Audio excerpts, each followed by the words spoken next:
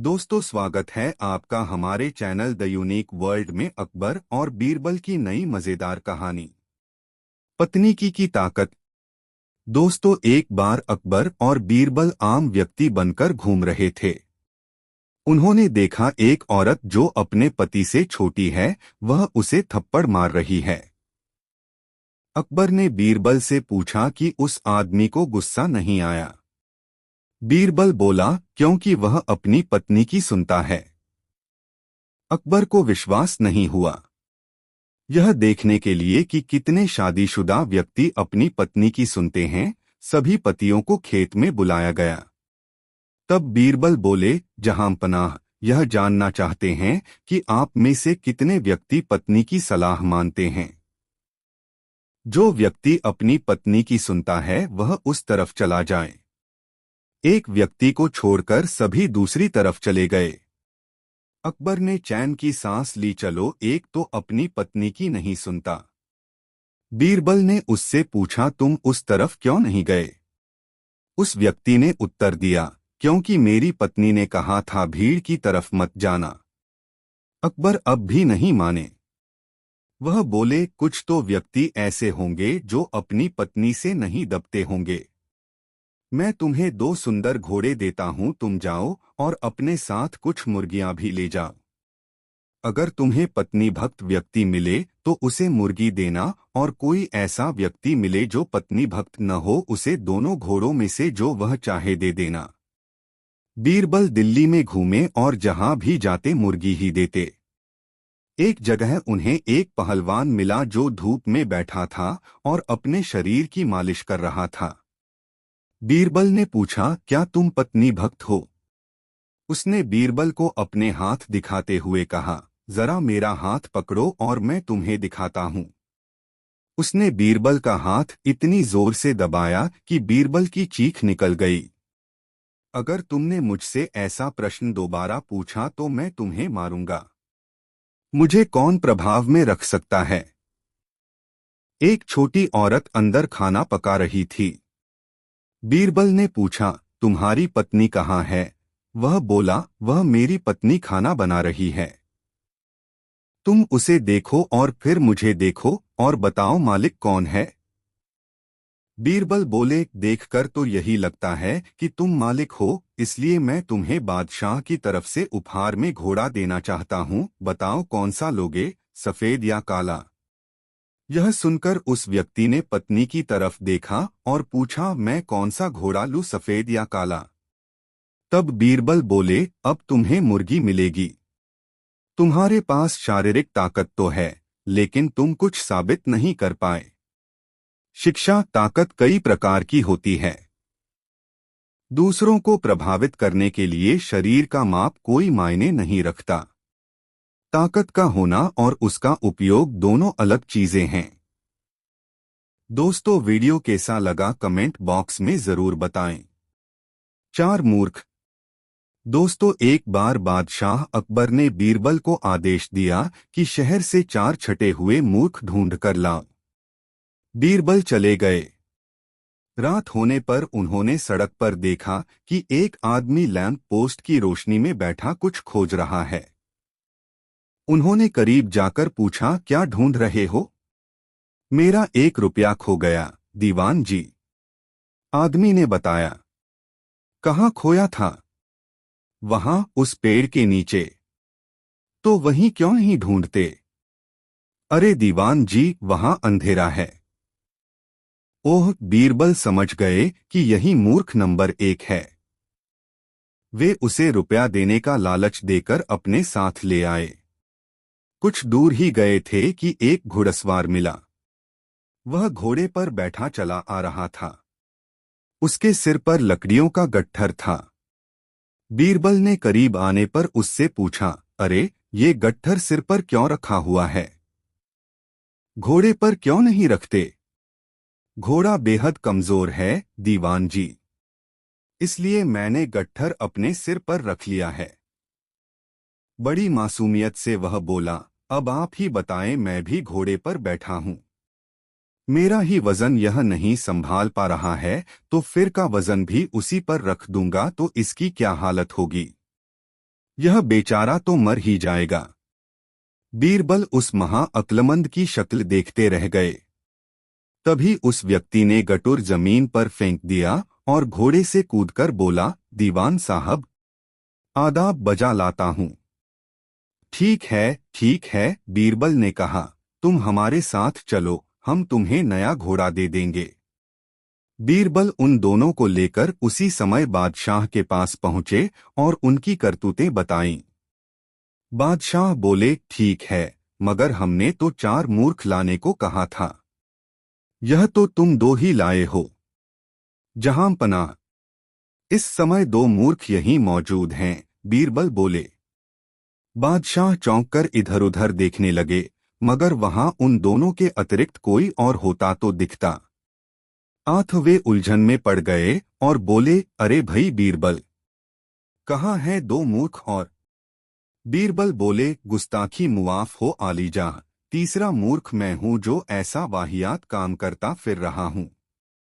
और चौथे मूर्ख आप हैं जो मुझसे ऐसा काम करवा रहे हैं। बीरबल की बात सुनकर बादशाह अकबर खिलखिलाकर हंस पड़े। फिर उन्होंने दोनों मूल को इनाम देकर रुखसत कर दिया। शिक्षा कभी किसी की मूर्खता की क्षमता को कम नहीं आंकना चाहिए, स्वयं की भी।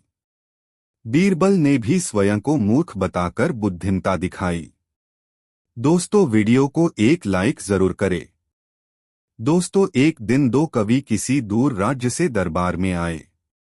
उन्होंने सबको अपने गीतों और कविताओं से खुश कर दिया। बादशाह ने उन्हें इनाम दिया। उन कवियों ने पहले इतना सोना नहीं देखा था। वे फूले नहीं समा रहे थे। तभी बादशाह ने उनको राजसी कपड़े देने की आज्ञा दी। तभी उनमें से एक कवि ने धन्यवाद रूपी कविता सुनाने की आज्ञा मांगी। बादशाह अकबर ने उसको आज्ञा दी और कवि कविता सुनाने लगा। वह बादशाह की बहादुरी और दयालुता के बारे में बोलने लगा। उसने अकबर की शिक्षा और बुद्धिमानी की प्रशंसा की। उसने यह कहते हुए अपनी कविता समाप्त की, बादशाह अकबर अब तक के सभी राजाओं से महान हैं, वह ईश्वर से भी महान हैं। इसके साथ उसने झुककर सलाम किया और दरबार छोड़ दिया। बादशाह अकबर ने चारों तरफ देखा, उनकी आंखों में शरारत भरी चमक थी। तो वे बोले, तो देखा, अब मैं ईश्वर से भी महान हूं। दरबार में सभी व्यक्ति बादशाह को अचरज भरी नजरों से देखने लगे। क्या इन्होंने सच में कवि के शब्दों पर भरोसा कर लिया? शायद नहीं, लेकिन उन्हें भरोसा भी नहीं था। बादशाह अकबर ने अपने सभी मंत्रियों, सेनापतियों, सलाहकारों की ओर देखा। वह यह देखना चाहते थे कि उनमें सच बोलने की ताकत है या नहीं। सभी बादशाह की तरफ देखने लगे। तो क्या सभी लोग मेरी इस बात से सहमत हैं? बादशाह कुछ चिढ़ते हुए बोले। किसी में भी असहमति दिखाने की हिम्मत नहीं थी। धीरे धीरे एक के बाद एक झुककर बादशाह को सलाम करते हुए बोले, हाँ जहां पनाह, आप ठीक कहते हैं। बादशाह अकबर सोचने लगे, सभी दरबारी मूर्खता दिखा रहे हैं। वे बीरबल की तरफ मुड़े और बोले, और तुम बीरबल, क्या तुम भी सहमत हो? हाँ, क्यों नहीं, बीरबल ने तुरंत जवाब दिया। बादशाह की चिढ़ बढ़ने लगी। जहां पनाह, आप वह कर सकते हैं जो ईश्वर नहीं कर सकता। बीरबल बोले, अगर आपका कोई विषय आपको नाखुश करता है, जहां पनाह, आप उसे या तो तीर्थयात्रा पर भेज देते हैं या अपनी सल्तनत से मिटा देते हैं। लेकिन ईश्वर नहीं। ईश्वर पूरी पृथ्वी, आकाश और स्वर्ग पर राज करते हैं। पूरे संसार में ऐसी कोई जगह नहीं है जो ईश्वर से संबंधित न हो। इसलिए वह किसी भी जीव को मिटाता नहीं है। बादशाह का गुस्सा गायब हो गया। बिल्कुल ठीक कहा, बीरबल खुशी से बोले। और फिर दरबार के हर कोने से दरबारी मुस्कराने लगे और फिर हंसने लगे। बीरबल ने दोबारा जादू कर दिखाया। शिक्षा कभी भी अपने मालिक को नीचा नहीं दिखाना चाहिए, लेकिन जब आप उसकी प्रशंसा करें तो प्रशंसा प्रामाणिक होनी चाहिए। यह मुश्किल नहीं है। अगर आपसे श्रेष्ठ लोग अपनी कमियों को जानते हैं, तो आपकी झूठी प्रशंसा आपको परेशानी में डाल सकती है। दोस्तों, कहानी कैसी लगी कमेंट में जरूर बताएं। धरती का बीज। दोस्तों, एक बार बादशाह ने बीरबल से कहा, बहुत से प्रश्न ऐसे हो सकते हैं जिनका उत्तर कोई नहीं दे सकता। तुम भी नहीं दे सकते। ऐसे प्रश्न मैं पूछ सकता हूं। पूछिए, बीरबल ने सहज भाव से उत्तर दिया। तुम उत्तर नहीं दे सकोगे। उत्तर देने की पूरी कोशिश करूंगा। आप प्रश्न पूछे। बीरबल बोले, तो बताओ, धरती का बीज कहाँ है? बादशाह ने पूछा। बीरबल ने देखा, बादशाह का एक मुहल्गा खोजा मुस्करा रहा था। बीरबल से वह खोजा बहुत जलता था। बीरबल बोला, उत्तर तो मैं अभी दूंगा। जिसने प्रश्न पूछा है बादशाह सलामत, वह स्वयं क्यों नहीं पूछ सका? खैर, उसके और प्रश्न हो तो वे भी कर लीजिए। एक साथ उत्तर दे दूंगा। बादशाह मुस्कराए। वास्तव में खोजे ने 3 प्रश्न पूछे थे। धरती का बीज कहाँ है? धरती पर कितने मर्द हैं? आकाश में कितने तारे हैं? धरती पर कितने मर्द हैं? तीनों प्रश्न जब बादशाह ने दोहरा दिए तो बीरबल ने कहा, पहले प्रश्न का उत्तर यह है कि धरती का बीज यह है, यहाँ। बीरबल ने 2 कदम चलकर पाँव जमीन पर मारा। फिर खोजा की ओर देखकर बोला, चाहे तो यह खोजा नाप जोख सकता है। दूसरे प्रश्न का उत्तर यह है कि जितने बाल खोजे के सिर पर हैं, उतने ही आकाश में तारे हैं।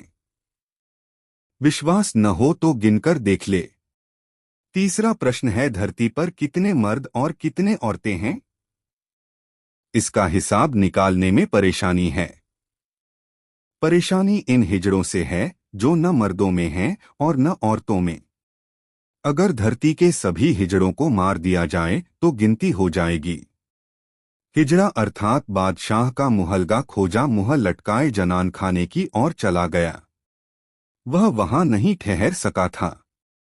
उसे बीरबल की बुद्धि का पता पहले से तो था ही, अब बीरबल ने उसे एक बार और नीचे दिखा दिया था। बादशाह बहुत प्रसन्न हुए। उन्होंने बीरबल की बुद्धि की प्रशंसा की। दोस्तों, वीडियो को एक लाइक जरूर करें। दोस्तों, बादशाह अकबर अक्सर बीरबल के साथ अपना आपा खो देते थे। ऐसे ही एक अवसर पर उन्होंने बीरबल को शाही दरबार छोड़ने को और कभी वापस न लौटने को कहा। इससे बीरबल को बहुत दुख हुआ और एक रात उसने किसी को बताए बगैर शहर छोड़ दिया। कुछ दिनों बाद अकबर को बीरबल की याद आने लगी। उन्हें एहसास हुआ कि वह बेचारे बीरबल पर कुछ ज्यादा ही कठोर हो गए थे। इसलिए अकबर ने अपने दूत को पास के गांव और शहर में उसे देखने के लिए भेजा। लेकिन अफसोस, दूतों में से कोई भी बीरबल को खोज नहीं पाया। अकबर ने सोचा, बीरबल ने अपना वेश बदल लिया होगा, इसलिए दूत उसे खोजने में असफल हो रहे हैं। बीरबल को खोजने का कुछ और ही रास्ता होना चाहिए। अकबर ने सभी शहर के राजाओं को निमंत्रण पत्र भेजने के लिए अपने मंत्रियों को आदेश दिया। निमंत्रण पत्र पढ़ने में बहुत अजीब था। मेरे राज्य का समुद्र शादी करना चाहता है। आपके राज्य की सभी नदियां आदर सहित आमंत्रित हैं। शादी अगले सप्ताह होनी है, इसलिए कृपया उन्हें शीघ्र भेजें। सभी राजाओं को जब यह निमंत्रण मिला तो वे बहुत हैरान हुए। उन्हें समझ नहीं आ रहा था कि वे उत्तर में क्या लिखें। इसलिए उन्होंने निर्णय किया कि वे निमंत्रण का उत्तर नहीं देंगे और ऐसे नाटक करेंगे कि उन्हें निमंत्रण प्राप्त ही नहीं हुआ। लेकिन कुछ दिनों बाद बादशाह अकबर को एक राजा का जवाब मिला। उसमें लिखा था, आपके आमंत्रण के लिए बहुत बहुत धन्यवाद। हम शादी के लिए अपनी नंदियों को खुशी खुशी भेजना चाहते हैं, परंतु हमारी नदियों ने अनुरोध किया है कि समुद्र को उन्हें लेने के लिए आधे रास्ते आना होगा। यहाँ जवाब पढ़कर अकबर बाबू देर तक बहुत जोर से हंसने लगे। फिर वह बीरबल को वापस आने का अनुरोध करने के लिए अपने सैनिकों के साथ उस राजा के शहर गए। अकबर ने सही अनुमान लगाया था। दरअसल बीरबल उसी राजा के साथ रह रहा था जिसने जवाब भेजा था। अकबर जब बीरबल से मिले तो बहुत खुश हुए। उन्होंने कहा, मैं आपको चोटें पहुंचाने के लिए माफी चाहता हूं, कृपया दरबार में लौट आइए। बीरबल भी श्री यह देखकर बहुत खुश था कि बादशाह उसे लेने खुद आए हैं। उसने राजा को एक बड़ी विदाई देकर अकबर के साथ शहर छोड़ दिया। दोस्तों, कहानी कैसी लगी कमेंट में ज़रूर बताएं। ऐसी और नई मज़ेदार कहानी सुनने के लिए हमारे चैनल द यूनिक वर्ल्ड को सब्सक्राइब ज़रूर करें। वीडियो अपने मित्रों को ज़रूर शेयर करें। वीडियो देखने के लिए बहुत बहुत धन्यवाद। दोस्तों, बादशाह अकबर घुड़सवारी के इतने शौकीन थे कि पसंद आने पर घोड़े का मुहमांगा दाम देने को तैयार रहते थे। दूरदराज के मुल्कों जैसे अरब, पर्शिया आदि से घोड़ों के विक्रेता मजबूत व आकर्षक घोड़े लेकर दरबार में आया करते थे। बादशाह अपने व्यक्तिगत इस्तेमाल के लिए चुने गए घोड़े की अच्छी कीमत दिया करते थे। जो घोड़े बादशाह की रुचि के नहीं होते थे उन्हें सेना के लिए खरीद लिया जाता था। अकबर के दरबार में घोड़े के विक्रेताओं का अच्छा व्यापार होता था। एक दिन घोड़ों का एक नया विक्रेता दरबार में आया। अन्य व्यापारी भी उसे नहीं जानते थे। उसने 2 बेहद आकर्षक घोड़े बादशाह को बेचे और कहा कि वह ठीक ऐसे ही 100 घोड़े और लाकर दे सकता है, बशर्ते उसे आधी कीमत पेशगी दे दी जाए। बादशाह को चूंकि घोड़े बहुत पसंद आए थे, सो वैसे ही 100 और घोड़े लेने का तुरंत मन बना लिया। बादशाह ने अपने खजांची को बुलाकर व्यापारी को आधी रकम अदा करने को कहा। खजांची उस व्यापारी को लेकर खजाने की ओर चल दिया। लेकिन किसी को भी यह उचित नहीं लगा कि बादशाह ने एक अनजान व्यापारी को इतनी बड़ी रकम बतौर पेशगी दे दी। लेकिन विरोध जताने की हिम्मत किसी के पास न थी। सभी चाहते थे कि बीरबल यह मामला उठाए। बीरबल भी इस सौदे से खुश न था। वह बोला, हुजूर, कल मुझे आपने शहर भर के मूर्खों की सूची बनाने को कहा था। मुझे खेद है कि उस सूची में आपका नाम सबसे ऊपर है। बादशाह अकबर का चेहरा मारे गुस्से के सुर्ख हो गया। उन्हें लगा कि बीरबल ने भरे दरबार में विदेशी मेहमानों के सामने उनका अपमान किया है। गुस्से से भरे बादशाह चिल्लाए, तुम्हारी हिम्मत कैसे हुई हमें मूर्ख बताने की? क्षमा करें बादशाह सलामत। बीरबल अपना सिर झुकाते हुए सम्मानित लहजे में बोला, आप चाहें तो मेरा सर कलम करवा दें। यदि आपके कहने पर तैयार की गई मूर्खों की फहरिस्त में आपका नाम सबसे ऊपर रखना आपको गलत लगे। दरबार में ऐसा सन्नाटा छा गया कि सुई गिरे तो आवाज सुनाई दे जाए। अब बादशाह अकबर अपना सीधा हाथ उठाए, तर्जनी को बीरबल की ओर ताने आगे बढ़े। दरबार में मौजूद सभी लोगों की सांस जैसे थम सी गई थी। उत्सुकता व उत्तेजना सभी के चेहरों पर नृत्य कर रही थी। उन्हें लगा कि बादशाह सलामत बीरबल का सिर धड़ से अलग कर देंगे। इससे पहले किसी की इतनी हिम्मत न हुई थी कि बादशाह को मूर्ख कहे। लेकिन बादशाह ने अपना हाथ बीरबल के कंधे पर रख दिया। वह कारण जानना चाहते थे। बीरबल समझ गया कि बादशाह क्या चाहते हैं। वह बोला, आपने घोड़ों के ऐसे व्यापारी को बिना सोचे समझे एक मोटी रकम पेशगी दे दी जिसका अतापता भी कोई नहीं जानता। वह आपको धोखा भी दे सकता है। इसलिए मूर्खों की सूची में आपका नाम सबसे ऊपर है। हो सकता है कि अब वह व्यापारी वापस ही न लौटे। वह किसी अन्य देश में जाकर बस जाएगा और आपको ढूंढे नहीं मिलेगा। किसी से कोई भी सौदा करने के पूर्व उसके बारे में जानकारी तो होनी ही चाहिए। उस व्यापारी ने आपको मात्र 2 घोड़े बेचे और आप इतने मोहित हो गए कि मोटी रकम बिना उसको जाने पहचाने ही दे दी। यही कारण है बस। तुरंत खजाने में जाओ और रकम की अदायगी रुकवा दो। अकबर ने तुरंत अपने एक सेवक को दौड़ाया।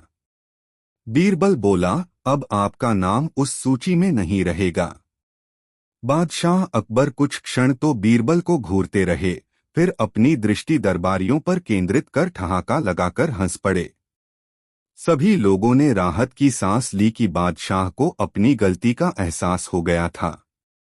हंसी में दरबारियों ने भी साथ दिया और बीरबल की चतुराई की एक स्वर से प्रशंसा की। 6 दोस्तों, एक बार दिल्ली दरबार में बैठे हुए बादशाह अकबर ने अपने नवरत्नों से पूछा, भाई यह बताओ सबसे बड़ा पत यानी शहर कौन सा है। पहले नवरत्न ने कहा, सोनीपत। दूसरा नवरत्न, हुजूर पानीपत सबसे बड़ा पत है। तीसरे नवरत्न ने लंबी हाँकी, नहीं जनाब, दलपत से बड़ा पत और कोई दूसरा नहीं है। चौथे नवरत्न ने अपना राग अलापा, सबसे बड़ा पत तो दिल्लीपत यानी दिल्ली शहर है। बीरबल चुपचाप बैठे हुए सारी बातें सुन रहे थे। अकबर ने बीरबल से कहा, तुम भी कुछ बोलो। बीरबल ने कहा, सबसे बड़ा पत है राखपत और दूसरा बड़ा पत है रखापत। अकबर ने पूछा, बीरबल हमने सोनीपत, पानीपत, दलपत और दिल्लीपत सब पत सुन रखे हैं, पर राखपत रखापत किस शहर के नाम हैं? बीरबल बोले, हुजूर राखपत का मतलब है मैं आपके रखूं और रखपत का मतलब है आप मेरी बात रखो। यह मेलजोल और प्रेम भाव जिस पत में नहीं है उस पत का क्या मतलब है? प्रेम भाव है तो जंगल में भी मंगल है और प्रेम भाव नहीं तो नगर भी नरक का द्वार है। अकबर बीरबल की बातों को सुनकर बहुत खुश हुए और उन्हें कई इनामों से नवाजा। दोस्तों, यह कहानी आपको कैसी लगी कमेंट बॉक्स में जरूर बताएं। मोती की खेती बहुत मजेदार कहानी। एक दिन की घटना है कि बादशाह और बेगम दोनों भोजनोपरांत बाग में भूला भूलते हुए सानंद गपशप लड़ा रहे थे। अचानक बेगम की ऊर्ध्ववायु खुली, जिससे बादशाह बहुत चिढ़ गया और बेगम को तुरंत महल से बाहर निकल जाने की आज्ञा दी। बेगम शहर से बाहर एक बाग में कैदी की सूरत में नजरबंद कर दी गई। बादशाह को वही धुन सवार थी। दूसरे दिन जब सवेरे दरबार लगा तो बादशाह ने सभासदों से पूछा, क्या कभी तुम लोगों को भी अधोवायु निकलती है? अधोवायु निकलने के कारण बेगम का दंडित होना सब पर विदित था। इस कारण एक स्वर से सबों ने इनकार कर दिया और उस दिन का दरबार समाप्त हुआ। जिस दिन की यह बात थी उस दिन बीरबल किसी सरकारी काम से बाहर गया था, इसलिए जब कई दिन पश्चात वह लौटा तो बादशाह ने वही प्रश्न बीरबल से भी किया। भला बीरबल कब चूकने वाला था? वह झट बोला, पृथ्वीनाथ। जिस तरह से अन्य लोगों को अधोवायु होती है उसी तरह मुझे भी होती है। बीरबल के इस उत्तर से बादशाह बहुत नाराज हुआ और उससे बोला, वाह, खूब अच्छे रहे। इस सभा में ऐसा एक भी आदमी नहीं है जिसे अधोवायु सरती हो, फिर तुम्हें कैसे सरने लगी? जब यही बात है तो तुम दरबार से बाहर चले जाओ और जब तक मैं तुम्हें आने की आज्ञा न दूं कदापि न आना। बीरबल हाजिर जवाब था, उसे उत्तर प्रत्युत्तर करने में हिचकिचाहट नहीं होती थी, परंतु मौका देखकर काम करना बुद्धिमानों का काम है। बादशाह को अपने ऊपर बहुत नाराज देख वहां से वह तत्काल बाहर चला गया। बेगम को नजरबंद हुए जब बहुत दिन हो गए तो एक दिन वह अपने नजरबंदी के कष्टों से ऊबकर बीरबल को बुलवाया और उससे आजिजी कर बोली, बीरचल, आपकी मदद के बिना मेरा उद्धार नहीं हो सकता। कोई तरकीब निकालकर मुझे इस निविड़ कैद से मुक्त करो। मेरा जीवन असंभव हो रहा है। बीरबल ने कहा, दूसरे को वकालत वही कर सकता है जो निर्दोष हो। मैं तो खुद हो तुम्हारे दोष में शामिल हूँ, तुम्हारी मदद कैसे कर सकता हूँ? बेगम बीरबल को भली भांति जानती थी, अतएव उसकी बात बीच में ही काटकर बोली, बीरबल, तुमको मैं भली भांति जानती हूँ, मेरा दृढ़ विश्वास है कि चाहे बादशाह तुमसे भले ही नाखुश हो, परंतु उनको मना लेना तुम्हारे बाएं हाथ का खेल है। बेगम की इस युक्तिसंगत बात को सुनकर बीरबल खुश होकर उसके कार्यसाधन के निमित्त 10,000 रुपए की मांग पेश की। उसे तत्क्षण 10,000 की थैली समर्पण की गई। बीरबल घर पहुंचकर एक सुनार को बुलवाया। वह अपने काम का बड़ा पक्का था। बीरबल उसको रुपए की एक थैली देकर बोला, सेठ जी, मुझे मोती मंडित सुवर्ण का एक जव की बाली दरकार है, इसलिए आप उत्तम 2 मोतियों को बाजार से संग्रह कर उन्हें सोने में इस प्रकार जड़ो कि देखने में हूबहू जव की बाली ही जान पड़े। सुनार कुछ कालोपरांत एक उत्कृष्ट बाली बना लाया। बीरबल उसे देखकर बड़ा प्रसन्न हुआ और उसे कुछ द्रव्य इनाम में देकर विदा किया। आप उस बाली को लेकर बादशाह के महल की तरफ चला। दरबार में पहुंचते पहुंचते आधा दिन ढल गया। परंदारों से अपने आने का संदेशा बादशाह के पास यह भेजा कि पृथ्वीनाथ, मैं एक बड़े आवश्यक कार्यवश आपसे मिलने आया हूं, यदि आज्ञा हो तो अंदर आऊं। बादशाह ने आज्ञा देकर बीरबल को दरबार में बुलवा लिया। बीरबल बादशाह के पास पहुंचकर नियम अनुसार सलाम कर बगल में बैठ गया और मोती उसके हाथ में देकर बोला, गरीब परवर, यह मोती का बीज एक बाहरी व्यापारी लेकर आया था, जिससे मैंने बड़ी कठिनता से प्राप्त किया है। इसमें एक खास खसूसियत यह है कि यदि कोई पाक साफ आदमी इसको अच्छी जमीन में बोएगा तो इसी के समान और बहुत सी मोतियां पैदा होंगी। मैंने देखा कि यह काम सिवा आपके दूसरा कोई न कर सकेगा, अतएव आपकी सेवा में लेकर उपस्थित हुआ हूँ। कृपया इसको किसी अच्छी जमीन पर बो दीजिए, आपको आगे चलकर इससे बड़ा लाभ होगा। बादशाह उसकी बात मानकर तुरंत आज्ञा दिया, बीरबल, इसके योग्य जमीन ढूंढकर सूचना दो। परवाने में यह भी लिखा था कि जिस जमीन को बीरबल इस कार्य के लिए पसंद करेगा, वह चाहे बड़ी आलीशान मकानों से ही क्यों न सुशोभित की गई हो, तुरंत साफ करा दी जाएगी। बीरबल की खूब बन आई। उसने अपने पुराने वैरियों के मकानातों को आर्डर देकर तोड़वा दिया। कितने लोगों ने तो बीरबल के आतंक से बचने के लिए बड़ी बड़ी रकरमों की घूंसे दी। पहले वह नाक भौं सिकोड़कर लोगों को टरकाता, परंतु जब न मानते और बहुत मिन्नत करते तो किसी से कम और किसी से बेस लेकर उनका मकान छोड़ देता।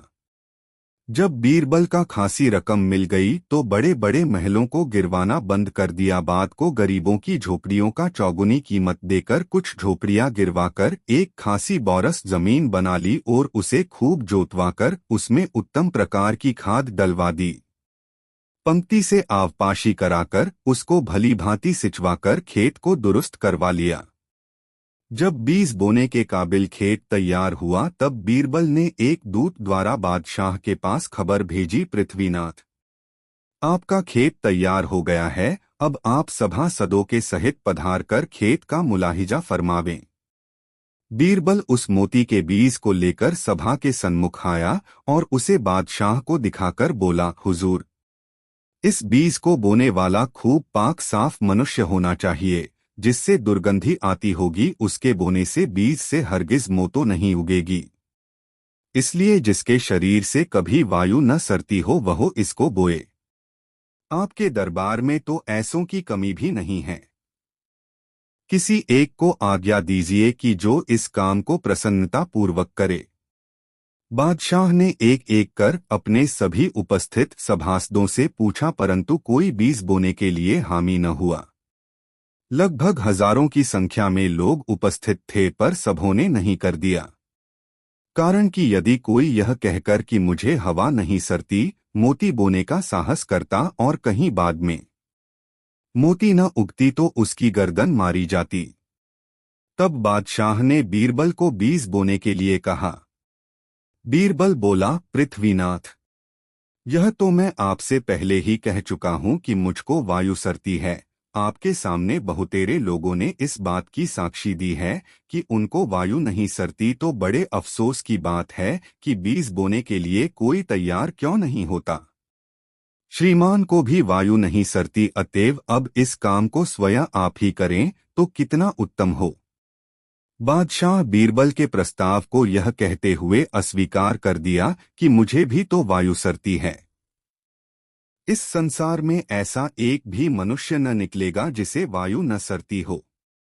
तब बीरबल ने मौका देखकर कहा, पृथ्वीनाथ, जब यही बात है तो बेगम और मैंने ऐसा कौन सा अपराध किया था जिसके लिए हम दंडित किए गए।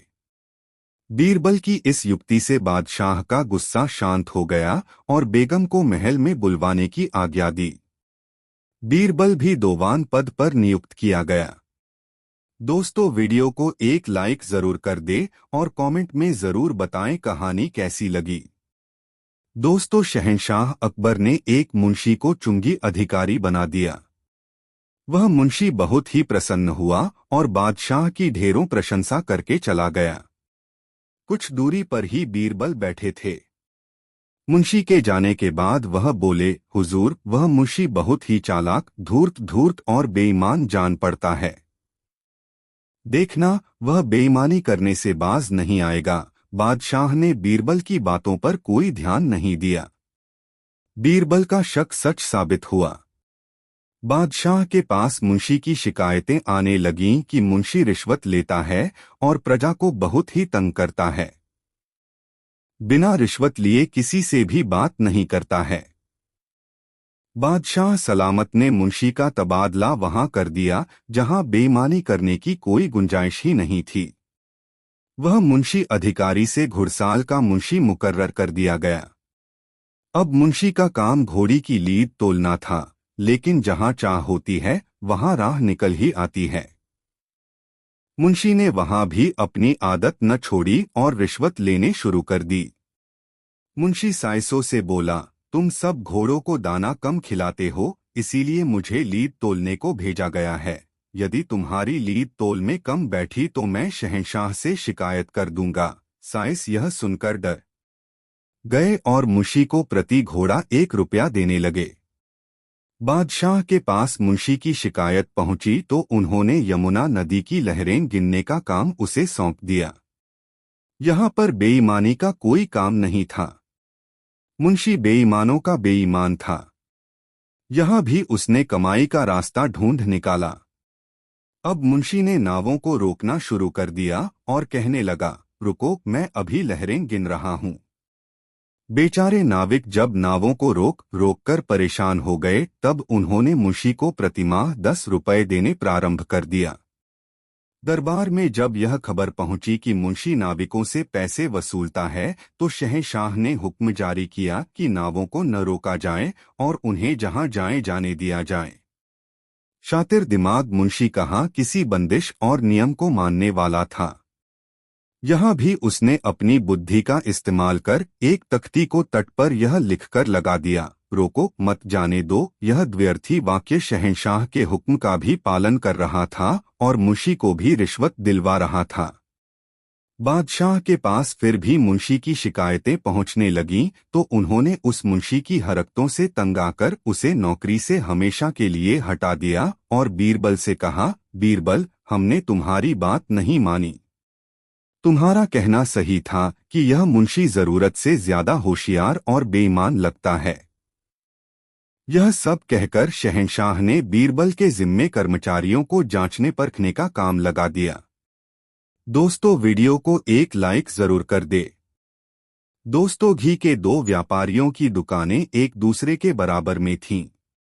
एक दिन उनमें से एक ने दूसरे से 500 स्वर्ण मोहरें उधार लेने की सोची और अपना कर्ज बिना किसी परेशानी के चुकाने को कहा। लेकिन जब कर्ज वापस करने का समय आया तो उसने ऐसा करने से मना कर दिया। उसने यह भी स्वीकार करने से मना कर दिया कि उसने उससे रुपए उधार लिए हैं। वह व्यापारी जिसने धन उधार दिया था, वह न्याय के लिए बादशाह के पास गया। बीरबल को हमेशा की तरह न्याय करने को कहा। बीरबल ने दोनों को बुलवाया और दोनों की कहानी सुनी। बीरबल ने दोनों से 10 दिन का समय मांगा और दोनों व्यापारियों को घर भेज दिया। समस्या पर गहन विचार के बाद बीरबल ने तेल के 10 टिन मंगवाए। हर टिन में 10 किलो तेल था और उनमें से 2 में बीरबल ने सोने के सिक्के डाल दिए। तब उसने 10 टिन अलग अलग 10 व्यापारियों को दिए और उनकी कीमत पता करने को कहा।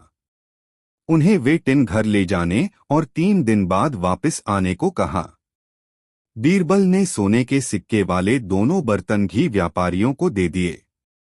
वह व्यापारी जिसने धन उधार दिया था वह ईमानदार था और उसने सोने का सिक्का लौटा दिया।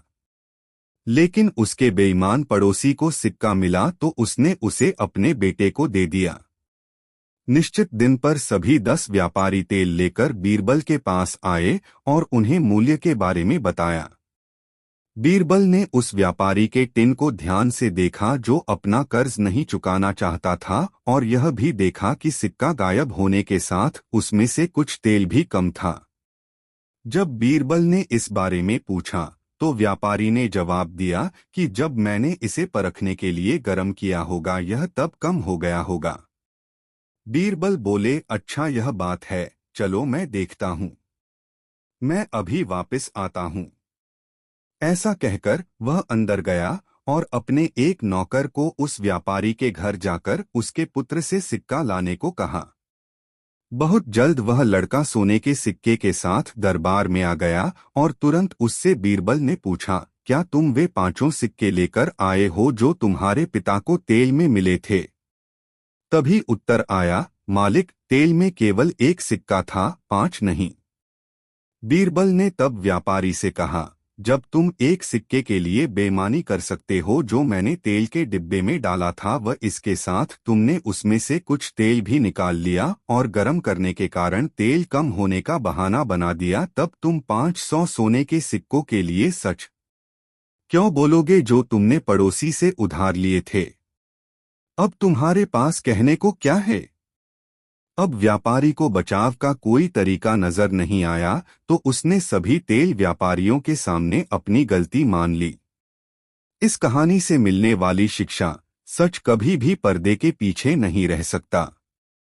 बेईमानी देर सवेर सामने आ ही जाती है। इज्जत एक बार जाने के बाद दोबारा पाना मुश्किल हो जाता है। दोस्तों, कहानी कैसी लगी कमेंट में जरूर बताएं। दोस्तों, बादशाह अकबर को कहानी सुनना बहुत पसंद था। रोज रात को कहानी सुने बिना उन्हें नींद नहीं आती थी। कहानी सुनाने के लिए किसी न किसी दरबारी को महल में बुलाया जाता था। प्रत्येक व्यक्ति को बिल्कुल नई कहानी सुनानी पड़ती थी। एक रात बीरबल की बारी आई। उन्होंने सोचा कि हर बार नई कहानी कहाँ से लाई जाए। बादशाह की यह आदत छुड़ानी पड़ेगी। बीरबल रात में अकबर के कक्ष में पहुंचे। बादशाह उनकी प्रतीक्षा कर रहे थे। उन्होंने कहा, आओ बीरबल, आज हमको कोई नई और लंबी कहानी सुनाओ। आज हम बहुत बेचैन हैं। बीरबल आराम से बैठ गए और कहानी सुनाने लगे। हुजूर, एक गांव में एक मालदार किसान रहता था। एक बार उसने मिस्त्रियों को बुलाया और उन्हें एक बड़ा कोठार बनाने की आज्ञा दी। वह चाहता था कि कोठार सब तरफ से बंद हो। उसमें कहीं से भी हवा न जा सके। उसमें खिड़की दरवाजे भी न हो। इस बार जब फसल काटी गई तो किसान ने सारा गेहूं कोठार में भरवा दिया। किंतु एक समस्या पैदा हो गई। मिस्त्री की गलती से कोठार की एक एक दीवार में एक छोटा सा छेद छूट गया। एक गौरैया आई, वह कोठार में घुसी और गेहूं का एक दाना लेकर फुर्र से उड़ गई। अकबर ने पूछा, फिर क्या हुआ? बीरबल ने आगे बताया, फिर एक गौरैया आई, कोठार के अंदर गई और गेहूं का एक दाना लेकर फुर्र से उड़ गई। फिर एक और गौरैया आई, कोठार के अंदर गई और एक दाना लेकर उड़ गई। इस प्रकार बीरबल ने 50 गौरैयों का किस्सा सुना डाला कि कैसे वे अंदर गई और अपनी चोंच में गेहूं का एक दाना लेकर उड़ गई। अकबर ने बीरबल को रोकते हुए कहा, अब बहुत सारी गौरैया दाना लेकर उड़ चुकी, आगे की बात बताओ। जहां पनाह वहां तो हजारों गौरैया थी। मैंने तो अभी सिर्फ 50 का हाल सुनाया है। जब तक सारा कोठरी खाली न हो जाएगा कहानी इसी प्रकार चलती रहेगी। हो सकता है इसको खाली होने में कि महीने लग जाएं, कि साल भी लग सकते हैं। अकबर ने बीरबल को रोका, बस बस बीरबल, बंद करो यह कहानी, हमें नींद आ रही है। दोस्तों कहानी कैसी लगी कमेंट में ज़रूर बताएं। ऐसी और नई मज़ेदार कहानी सुनने के लिए हमारे चैनल दी यूनिक वर्ल्ड को सब्सक्राइब ज़रूर करें। वीडियो अपने मित्रों को ज़रूर शेयर करें। वीडियो देखने के लिए धन्यवाद।